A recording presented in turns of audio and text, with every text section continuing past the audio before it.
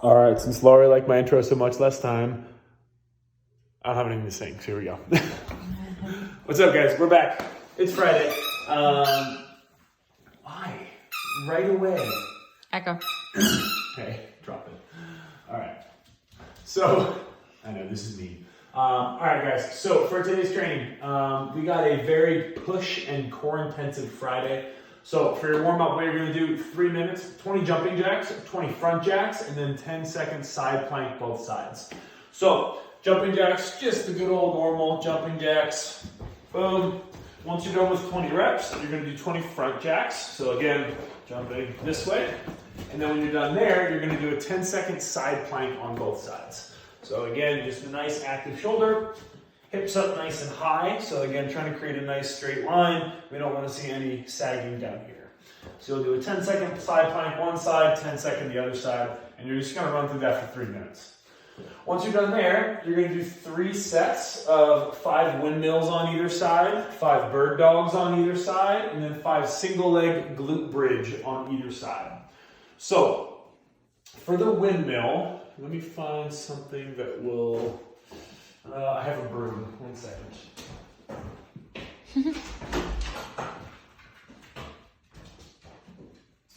Come here, Cooper.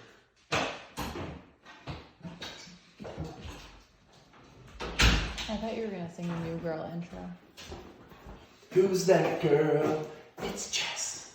There it is. So guys, what we're gonna do for the windmill, the reason I wanted to grab a broomstick is because I want you to see how the shoulder should be moving throughout the course of the windmill without hopefully breaking any lights in my basement. So what we're gonna do is, let me be a little shorter. So how it works, you're gonna take a staggered stance. So I'm gonna point my right toe out, and then I'm going to hinge at the hip. As I hinge, what I'm looking to do is my shoulder starts externally rotated, so as if I was finishing off a press. Then, as I hinge forward, my shoulder should naturally internally rotate and that object should move. And then as I stand back up, that object's going to come back into the stack position that it started in. Your arms should be straight the whole time, and again, I'm not because basement, but it should look like this. So I'm going to hinge, I should feel a nice stretch in the hamstrings, loading my low back and my obliques, and then standing up and coming to external rotation again. So you can do that with, again, a light object. You can do it with a dumbbell, with a kettlebell, anything like that. But you'll do 5 on each side. After that, you got 5 bird dogs on each side. So for the bird dogs, again, stable warm-up exercise here. Going to go opposites. So nice straight line created. Touch the knee to the elbow, and then straight line again. And again, for an RX Plus, you can go high plank. So I can go here, alternating, making sure I maintain that plank position the whole time. Then you've got 5 single leg glute bridges on either side. So down on your back, other foot stays nice and low. And I'm just going to go through 5 reps, single leg glute bridge on each side. And you'll run through that 3 times. Once that's done, you're going to do for your strength work today 3 sets of 15 single arm bench press with some intra holds. So again, what that's going to look like is, think about it like you're going to do 3 sets on my right side. I'm going to hold for 5 seconds, and then I'm going to do 5 reps. And then after 5 reps, I'm going to hold for another 5 seconds, 5 reps, hold for 5 seconds, and then my last 5 reps, and then I'll switch arms. So that's kind of the flow that you're looking for. You can do this on the floor, so you can do a floor press, but you can also get creative with a bench press.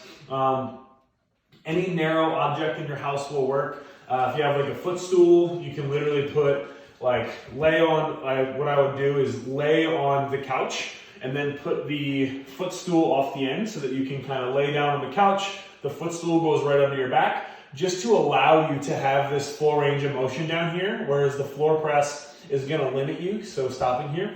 So definitely get creative with what you use as a bench, but basically you're just looking to find a narrow object that will allow your shoulder to actually go through full range of motion. So I'm going to demo the bench press real quick just so you guys can see. So again, you can do this on the floor if you need to, but otherwise you can go down on a bench. So a couple things that you're looking for. Come on around this way, Caitlin. Come on, Vanna. So what you're looking to do when you're going through the bench press, I want to maintain a pretty solidly externally rotated shoulder the whole time. So my palm should be facing down towards my lower body. As I come down, I want to bring that object into alignment with my bra line. So right about here. And as I come down, what I want is the elbow tucked into the side. So I don't want to see you benching way out wide here. This is putting some unnecessary stress on the shoulder. So try and keep that elbow brought into about 45 degrees right here, and then you're going to press back up. So down, up, and again, you're going to hold for 5 seconds, perform 5 reps, hold for 5, perform 5 reps. A couple other things to keep in mind. Come on around the side. So when you're down in the bottom of a bench press, my wrist should be stacked right over my elbow. So I don't want to see this happening. I don't want to see the object really pinning back and putting all this stress on the elbow here. So just kind of keep that in mind. So that's your bench press. And then again, you can do that on the floor as well. So you can do that with the floor press if you don't have anything that you can get creative with as a bench. So for the rest of your workout now, that's your strength work, 3 sets, 15 on each arm.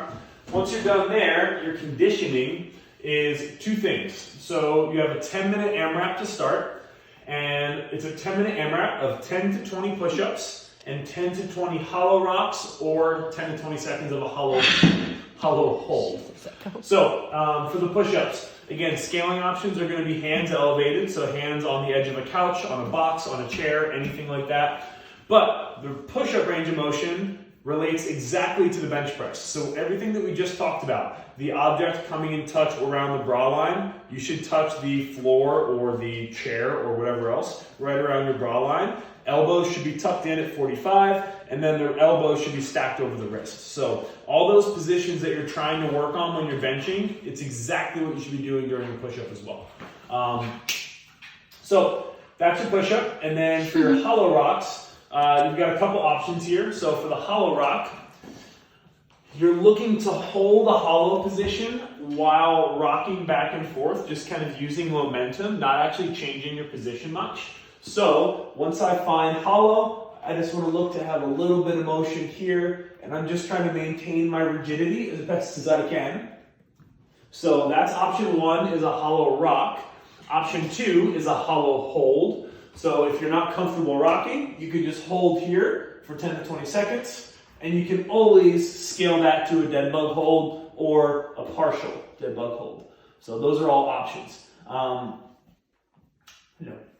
So those are the movements for the workout. Again, relatively simple, straightforward. Those are often the best kind of workouts. Now, you have a rep range here, 10 to 20 reps of both. You should pick something, so pick a number of reps that you can confidently go unbroken your first rep. So again, if I say 10 to 20 push-ups, if a set of 20 push-ups to you is like money, I can move right through them relatively smoothly, awesome, go for the high end. Same thing, if a set of 10, or if you need to scale a little further, you can do, again, 5 or 8 reps, that's fine as well. But you want to pick something that you're smooth and confident with, set 1, knowing that this is going to definitely become a push-up workout very quickly. So by the time you get into round 3, you're going to be breaking these push-ups up, they're going to get slow, you're going to start to fatigue. So you definitely don't want to break up your first set. And that should be true of the hollow rock or the hollow hold as well. You should be able to go unbroken confidently for the number of reps or the number of seconds that you pick, knowing that towards the end of the workout, you might not be able to stay unbroken. So that's kind of your scaling guideline for tomorrow. But once you pick a number, stick with it. So if you start with 10 reps, stick with 10 reps, even if you're doing doubles and triples at some point during the workout. So you got a 10-minute AMRAP there. We're going to light up the shoulders, light up the core. And then at the 12-minute mark, so you're going to have 2 minutes of rest, you're doing 100 burpees for time. And that is an awesome benchmark. So these are just normal, good old-fashioned burpees. Again, chest and hips come down to the ground. Make sure that when you get to the top, I want to see the hips fully open. I want to see the chest up nice and high, and the feet should be under the body. So when I go down for a burpee, when I get to the top, that's all I'm looking for. You heard it. So you got 100 of them. What I would recommend to try and delay boredom, move every 10 reps. So do 10 reps in place and then maybe change orientation or something. It'll give you a little target to shoot for, and it'll also kind of help you keep track of reps. But like I said, you can either kind of work your way down a hallway or just turn in place, 90 degrees every time you finish a set of 10, and you're working your way up to 100. So again, 2 workouts, 10-minute AMRAP, push-ups, hollow rocks, 2 minutes rest, and then you've got 100 burpees for time. Once you guys are done there, we're just going to loosen up the hip flexors and the shoulders a little bit. So what we're going to do, you get your twisted cross. So arm out to the side, other arm comes up and across, and I'm just looking to stretch out my chest and shoulder here, and then a little bit of hip. Got 1 minute per side. And then once you're done there, we're going to do a 2-minute saddle pose. So again, feet are going to be just outside of hip width. We're going to lean back, start by stretching out the knees and the ankles, and then we're going to let it get more intense by leaning back, trying to stretch out the quads and the hip flexors as well. So that's your Friday training. Time to end the week with a bang. Enjoy, and as always, tag us, Forged by Zeus, Palace.Ithaca, CrossFit Queens. We'll see you guys tomorrow.